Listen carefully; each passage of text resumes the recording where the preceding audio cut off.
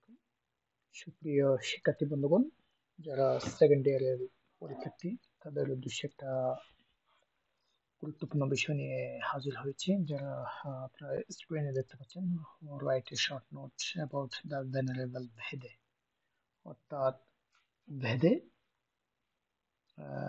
এর সম্পর্কে একটা শর্ট নোট লিখতে হবে।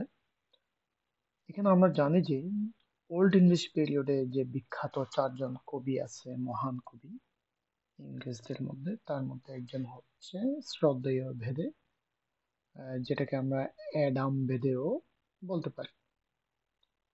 তো এর সম্পর্কে শর্ট নোটস লিখতে গেলে তার কিছু লিটারেরি ওয়ার্কসও উল্লেখ করতে হবে। সেই অনুযায়ী শর্ট নোটের মান আমরা জানি যে 4 নম্বরের জন্য লিখতে হয়।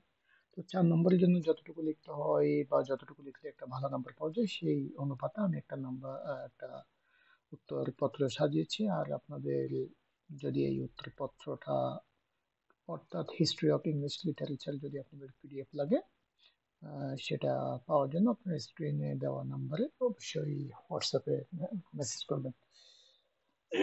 তো দ্য ভেনারেবল ভেদে, এখানে ভেনারেবল মানে হচ্ছে শ্রদ্ধেয়। এখানে আপনি অনারেবল, রেসপেক্টেবল, হ্যাঁ, এস্টিমড, এই শব্দগুলো ইউজ করতে পারবেন। দ্য ভেনারেবল ভেদে was an Anglo-Saxon Monk, scholar and poet, অর্থাৎ তিনি একাধারে পুরোহিত, স্কলার, কবি, who is the best who is best known for his contribution to early English literature and history. তিনি সবচেয়ে বেশি পরিচিত হচ্ছে ইংরেজি সাহিত্য এবং ইতিহাস রচনার জন্য বা এর প্রতি অবদান রাখার জন্য।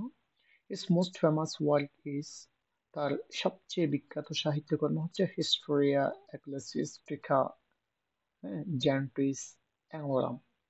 এটা হচ্ছে আপনার ল্যাটিন নাম। এটার ইংলিশ নাম হচ্ছে also known as ecclesiastical history of English people, এটার জন্য সে বিখ্যাত। He is called father of English learning, doctor of church, and the first historian of English.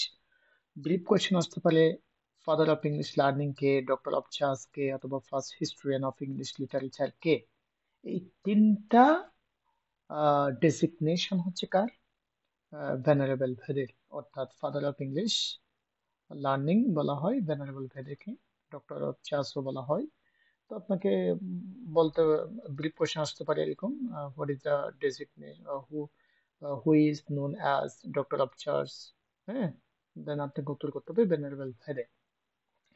তার কিছু মহান সাহিত্যকর্মের কথা উল্লেখ করতে হবে। হিয়ার আর দ্য কি লিটারারি ওয়ার্কস অফ ভেদে, হিস্টোরিক্যাল এক্লেসিয়াস্টিক্যাল জেন্ট্রিস অ্যাংলোরাম, যেটার ইংরেজি নাম হচ্ছে the ecclesiastical history of English people, অথবা ইংলিশ লিটারেচার, যে কোনো একটা দেওয়া যায়। পোয়েট্রি, তার কিছু গুরুত্বপূর্ণ কবিতা রয়েছে, যেমন some notable poems include on the reckoning of time, এরপর the song of date of saint Cuthbert, যেটা 5 লাইনের একটা কবিতা। অন কোয়েন্ট লেগজিস, এটা একটা ধর্মীয় গীতি কবিতা, যেটা সেন্ট জন ব্যাপটিস্টকে উৎসর্গ করেছে। এরপর আরো দুটি কবিতা আছে, on the nature of things, exposition of the এক্সট অফ দ্য অ্যাপোস্টল, এটা হচ্ছে যীশু খ্রিস্টের যে 12 জন সঙ্গী আছে ওদেরকে নিয়ে লেখা। একটা নোট দিয়ে রাখছি, নোটটা হচ্ছে কি, অ্যাডাম বেদ নামে একটা নোবেল আছে, যেটা লিখেছিল হচ্ছে জর্জ এলিয়ট, যার নাম আপনারা অলরেডি ফার্স্ট ইয়ারে জর্জ এলিয়টের একটু উপন্যাস পড়ে আসছেন, শাইলেস মান্নাল, অর্থাৎ মেরিয়ান ইভেন, কেমন। এটা পাবলিশড হয়েছিল 1859 সালে। তো এটা আবার এই প্রশ্নের জন্য দিতে হবে না, যেহেতু এটা একটা নোট করে দিছি, এটা যারা মানে জবের পরীক্ষা দিবেন তাদের জন্য ইম্পর্টেন্স। অর্থাৎ ভেদে নামের সাথে অ্যাডাম ভেদে, এটা একটা উপন্যাস আছে জর্জ এলিয়টের, এটা একটু বুঝিয়ে দিছি, অর্থাৎ আপনাদের সুবিধার্থে আর কি। যাই হোক, আপনারা যারা, আমি যে পিডিএফ থেকে ক্লাসটা নিচ্ছি, সেটা যদি আপনারা পিডিএফটা কালেক্ট করতে চান, এই নাম্বারে আপনারা মেসেজ করবেন 01321864181, এই নাম্বারটাতে মেসেজ করলে আপনারা পিডিএফটা পেয়ে যাবেন। তো ধন্যবাদ সবাইকে ভিডিওটি দেখার জন্য।